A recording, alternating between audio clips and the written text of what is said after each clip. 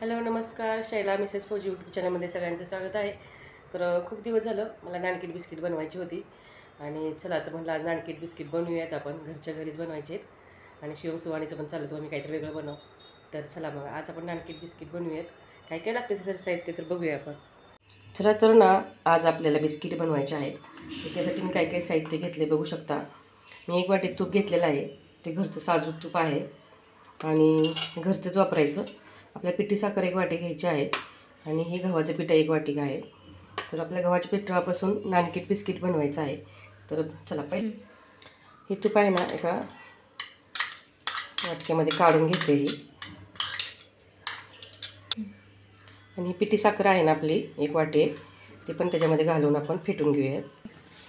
हे तूप आणि पिठी साखर आहे ना एकदम एक जीव वस्तूवर आपल्याला करायचं आहे. 1 ते 2 मिनटं आपण असं फिरवायचं म्हणजे चांगलं एक जीव होतं. तर छानपैकी आपण असं फेटून घेतलं आहे आणि तुपाचा वास खूपच छान आलेला आहे. आता ह्याच्यामध्ये ना आपण ही गव्हाचं पीठ आहे ना 1 वाटी ते आपण ॲड करूयात आणि ह्याला पण 1 ते 2 मिनटं चांगलं फेटून घ्यायचं. छानपैकी आपल्याला असं पीठ मळून घ्यायचं, हे एक जीव करून घ्यायचं. तर बघू शकता छान आपला असा एक गोळा एक जीव की झालेला आहे आणि छोटासा गोळा करून घेतला आहे.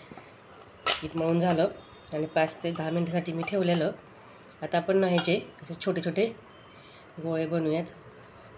एकदम छोटे छोटे करायचे असतात आणि असे बिस्किटसारखा आकार द्यायचा, असे ठेवायचे आणि हे इडलीचं भांडं आहे ना त्याच्यामध्ये आपण ठेवूयात. तर छानपैकी असे मी ह्याच्यातच ठेवायचे आणि आपल्याला टोपामध्ये बेक करायचे आहेत, कारण ना माझ्यापाशी ओव्हन नाही आहे ना, मग आपण टोपामध्येच करायचं आहे.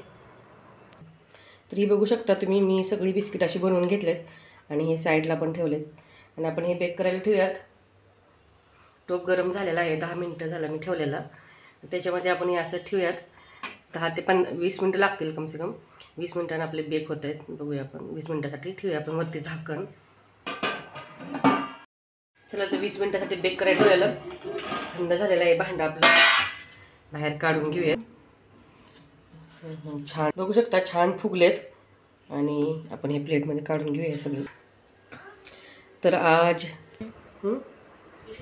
तर बघा छानपैकी आपली नानकटाई झाली आणि घरच्या घरी मी टोपामध्ये बनवली होती इडलीच्या भांड्यात.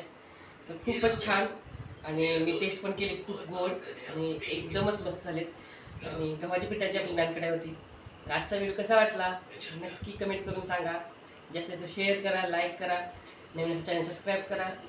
तर उद्याच्या व्हिडिओमध्ये भेटू. Bye bye.